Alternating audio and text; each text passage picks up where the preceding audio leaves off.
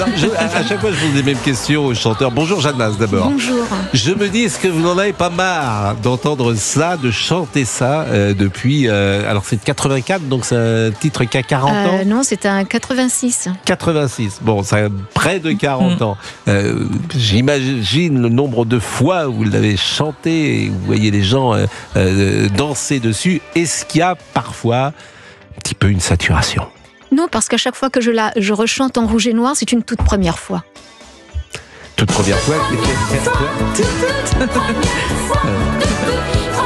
Mais ces chansons qui sentent tellement les années 80, leur légèreté. Je crois que c'était Monsieur Romano Muzumara, voilà, oui. qui était un mélodiste absolument incroyable. Il avait fait Ouragan oui, il a également. aussi fait, oui, bien sûr. Et puis après, ça s'est arrêté peut-être. Il n'a plus produit ce type de mélodie. Ça s'est arrêté là. Mes mélodies à moi, c'était Romano, Piero Calabrese, Massimo Calabrese. C'était toute une équipe d'Italiens qui travaillaient ensemble, qui ont créé donc aussi bien en rouge et noir que toute première fois. Donc ce sont eux qui étaient cette équipe gagnante quelque part. Et qui faisait de vous la numéro 1 des chanteurs, chanteuses françaises. Vous êtes, durant cette période-là, celle qui vend le plus de disques. Oui. Et à un moment, ce style de chanson, ça vous avez eu envie de faire autre chose, peut-être ? Oui, je suis constamment dans l'évolution musicale, donc c'est vrai qu'à un moment, quand avec Romano, on a pris des chemins différents, j'ai continué avec Piero, j'ai exploré d'autres tendances musicales, et encore aujourd'hui, je reviens avec de nouvelles tendances musicales, plus électroniques, et en fait, c'est ma recherche constante d'une renaissance. Alors, vous êtes avec nous parce que du 27 février au 2 mars, vous serez à Trianon, à Paris, en tournée en France et en Belgique. Alors, je peux citer quelques dates. Le 8 mars, vous serez à Antibes. Le dimanche 16 mars, vous serez à Nantes. Je ne sais pas d'ailleurs si vous savez dans quelle salle vous êtes à Nantes. Je ne l'ai pas en tête. À la Cité des Congrès, me dit Laurent Tessier, qui est une très belle salle, la Cité des Congrès. Vous serez à Mons en Belgique le 20 mars, vous serez à Lyon le 26 mars, vous serez à Marseille le 27 mars. Qui aujourd'hui est dans la salle ? Il y a de nouvelles générations qui viennent me voir, c'est très drôle, hein.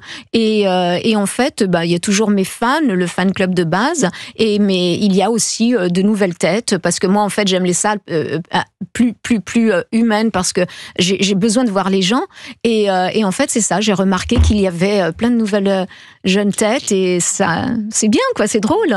Quand vous parliez de fans, précisément, je crois qu'il y a avec nous, en régie, une jeune femme qui vous a vu combien de fois ? 450 fois, paraît-il. Et bonjour Jeanne, 450 fois, un peu plus. Tu vas bien ? Voilà. Bonjour, combien de fois vous avez vu Jeanne Mas ? Combien de fois vous avez vu Jeanne Mas ? J'ai pas entendu. Combien de fois vous avez vu ? Je l'ai vu un peu plus de 450 fois, oui, Jeanne. C'est qu'elle me suit depuis 40 ans, alors. Oui, tout à fait, Jeanne. Et la première fois, c'était quand ? C'était le 14 novembre 86, et c'était à Chambéry. Jeanne, je sais pas si tu te souviens, mais c'est quand Daniel Balavoine devait te rejoindre à la fin de cette tournée. Voilà, j'étais déjà là en 86. Merci. Et ça, c'est donc c'est en décembre 86, novembre 86, et Daniel Balavoine était mort, je crois, en janvier, évidemment, 86. Alors moi, je dis pas mort, je dis a changé de monde. On ne meurt pas. Vous pensez que après celui qui on disparaît... change juste de monde. Il y a des mondes parallèles, vous savez, à ceux du physique. Nous sommes dans le physique actuellement, et nous passons dans l'autre monde qui est un monde parallèle. Mais moi, ça m'intéresse fort, évidemment, comme tout à chacun. On peut en parler pendant des heures, alors. Moi, je peux en parler, quoi. Je peux écouter pendant des heures, parce que ce qui m'intéresse, c'est une croyance qui repose sur des sensations que vous avez eues, des témoignages que vous avez eus.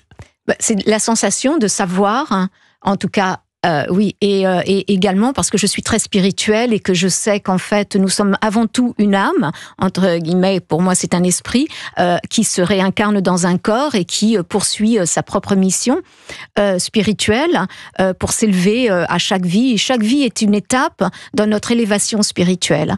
Et lorsque on parle de quelqu'un qui quitte ce monde physique, c'est pour se retrouver dans le monde psychique, enfin pas psychique, mais de le monde spirituel, pour pouvoir préparer, s'il en a envie, sa réincarnation. Et vous pensez que vous en êtes à votre quantième vie ? Moi, je suis pas loin d'arriver comme Jésus-Christ à la fin de mes vies. Ah bon? Oui. Et vous avez dans les autres vies, vous savez qui vous étiez? Oui. Et vous étiez un homme, vous étiez une femme? Ah oui, on change, bien sûr, on change de famille, même si on reste toujours dans le même groupe. Et en fait, vous retrouvez les gens qui ont partagé votre vie précédente, vous les retrouvez dans cette vie et vous changez de rôle. En fait, c'est ça un petit peu. Et bien sûr, Daniel Balavoine, je l'ai croisé dans des vies précédentes également. Donc, c'est pour ça qu'il y a eu cette connexion très forte, très vite. C'est parce qu'on se connaissait déjà, sans en avoir conscience, vous voyez. C'est des choses qu'on analyse par la suite. Donc, c'est le film La Belle Histoire de Claude Lelouch qui raconte ça très bien. Mais par exemple, dans votre précédente vie, elle était quand cette précédente vie et vous faisiez quoi? J'étais. Vous êtes sûr que vous voulez que j'en parle? Ah oui. Moi, je trouve ça passionnant, bien sûr. J'habite en Italie, c'est pour ça que dans cette vie, je suis repartie très vite en Italie, parce qu'on repart toujours dans notre vie, sur les terres de nos vies précédentes, de notre vie précédente. Donc, je suis repartie en Italie parce que ma vie précédente était en Italie et que je suis morte, voilà, comment on appelle ça, miscarriage. Fausse couche. Voilà, voilà. Et c'était quand, vous savez? C'était il y a 2 siècles. Il y a 2 siècles. Donc pendant 2 siècles, votre âme est restée quelque part en cherchant dans quoi elle allait se réincarner. Dans la réflexion. En fait, ce que l'on fait dans le monde parallèle, c'est qu'on est dans la réflexion. Et puis, vous savez, l'âme ne connaît pas le temps. C'est pour ça que l'âme également se décroche. Lorsqu'on dort, on peut repartir dans des vies précédentes, on peut partir rencontrer des gens, tout simplement parce que l'âme n'a pas besoin de se reposer. Juste notre corps en a besoin. Donc lorsqu'on part comme ça et lorsqu'on quitte le monde physique, on rentre dans une forme de réflexion, on devient déjà soi-même, totalement soi-même, et puis voilà, cette réflexion nous porte à comprendre ce que l'on a fait durant cette vie. Notre vie prépare la prochaine. Non, mais ce qui est intéressant d'écouter des témoignages comme celui-là, c'est que vous, c'est très précis. Oui. Et vous pensez que nous, par exemple, Géraldine, moi, on a eu d'autres vies avant, et que... Parce que moi, j'ai pas l'impression d'être à ma dernière vie de Jésus-Christ. J'ai l'impression que j'ai encore beaucoup à apprendre. Je sais pas, mais vous avez eu des vies précédentes, ça, je le sens. Ah bon? Mais je pourrais pas vous dire lesquelles. Là, il faut voir un médium. Et surtout, ce qu'il faut faire, c'est entrer en hypnose.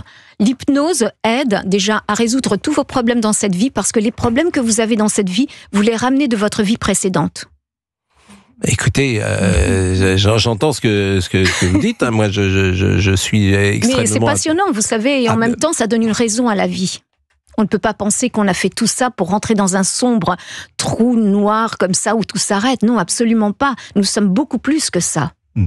En tout cas, vous êtes beaucoup plus que ça, parce que vous êtes notre mémoire, vous êtes notre Madeleine de Proust également. Merci. Parce que vous êtes toutes ces chansons. Alors, je voudrais qu'on en écoute quelques-unes. Quel est votre préféré, par exemple? Dans ces tubes-là, Fabrice Lafitte, on peut écouter également ce qu'on n'a pas entendu. Cœur en stéréo. Voilà, Cœur.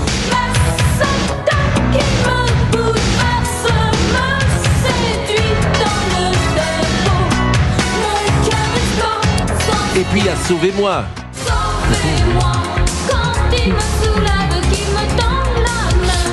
Ma voix se déraille, sauvez-moi. La participation artistique qui était la vôtre, vous écriviez, vous composiez? J'ai commencé par les textes pour arriver ensuite à mes propres compositions. Mais depuis toute première fois, c'est moi qui écris les textes. Et aujourd'hui, est-ce que, par exemple, c'est les thèmes que vous venez de développer à l'instant, est-ce que vous avez écrit une chanson sur la femme que vous étiez avant, ou sur précisément cette vie parallèle ou ces mondes parallèles? Le titre de mon album, Mon Élix, justement, parle de l'après-vie. De tout ce que nous devenons. Parce qu'en fait, lorsqu'on quitte le monde terrestre, le monde physique, en fait, on est partout à la fois. Et donc, nous devenons lumière, nous devenons le vent, nous devenons les fleurs, nous devenons tout ce qui nous émeut. En fait, on devient une propre émotion, une grande émotion.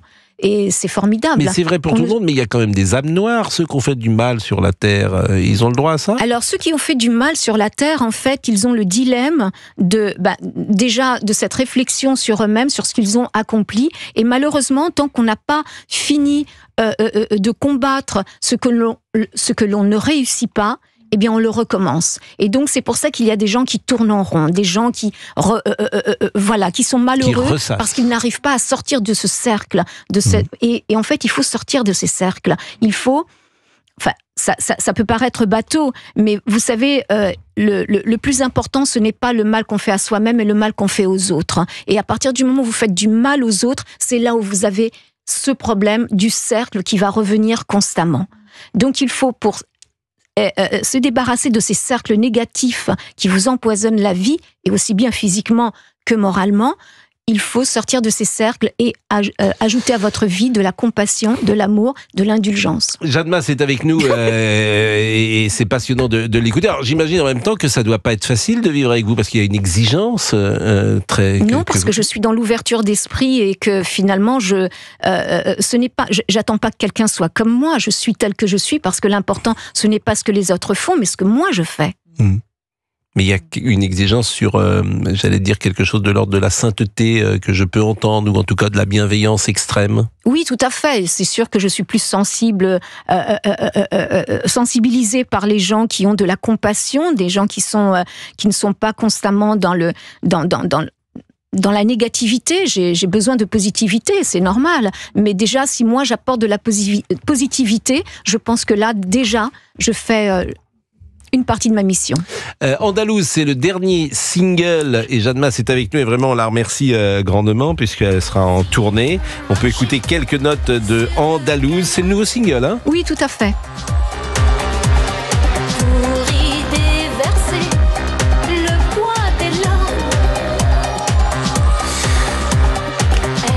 Je vais la remercier grandement, Jeanne Mas. Et puis, comme moi, je suis toujours curieux, quelle est votre vie aujourd'hui ? Vous vivez en France ? Vous vivez à Paris ? Vous vivez en Italie ? Non, je vis aux États-Unis. Tout le temps ? Depuis 20 ans. Donc, vous venez nous voir pour voilà, je viens vous voir de temps en temps. Et vous, dans quelle ville vous êtes aux États-Unis ? J'habite à Phoenix, dans l'Arizona. Et vous avez suivi l'actualité, évidemment, aux États-Unis, où elle ne vous intéresse pas du tout, parce que c'est des trop mauvaises ondes, l'actualité et Donald Trump. Non, il faut s'intéresser à ce qui se passe dans le monde. C'est l'avenir des hommes, c'est l'avenir tout court des animaux, de notre planète. C'est très important de suivre ce qui se passe. Vous êtes une citoyenne américaine ? Oui. Donc vous avez peut-être voté lors des dernières élections ? Pour le droit au corps pour les femmes.